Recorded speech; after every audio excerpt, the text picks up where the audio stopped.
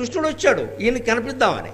గుమ్మం బయట నిలబడి నేను వచ్చాను పుండరీక, నేను వచ్చాను నీకు కనపడదామనంటే, స్వామి మా నాన్నగారు ఇంకా పడుకోలేదు, అక్కడ నిలబడి ఉండు అన్నాడు. ఇక్కడ ఏం చూస్తూ ఉంటే ఆ ఇటక ముక్క ఉంది కదా, ఆ అతిథికి ఏదో ఒకటి ఇవ్వాలి, నేను ఇలా వదలలేను, మా నాన్నగారిని ఆయన పడుకోవాలి. ఆ ఇటక ముక్క మధ్య నిలబడి, అంటే విరిగిపోయిన ఇటక ముక్క మీద శ్రీకృష్ణమూర్తి నిలబడి ఉన్నాడమ్మా. గంట సేపు నిలబడ్డాడు. ఎందుకని? తల్లిదండ్రుల సేవ కంటే దైవారాధన ముఖ్యం కాదని చెప్పడానికి. నీ భక్తుడు గురించి ఎంత యాతన పడ్డావయ్యా.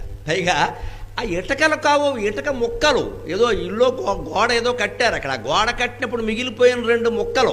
పాపం కృష్ణుడు భక్తుడు కోసం 2 ముక్కలు ఇలా లాక్కుని తన పాదాలు సరిపోకపోయినా సరే ఆ 2 ఇటక ముక్కల మీద కాళ్ళు పట్టుకుని బ్యాలెన్స్ తప్పి పడిపోతుంటే ఇలా పట్టుకున్నాడు నడువు.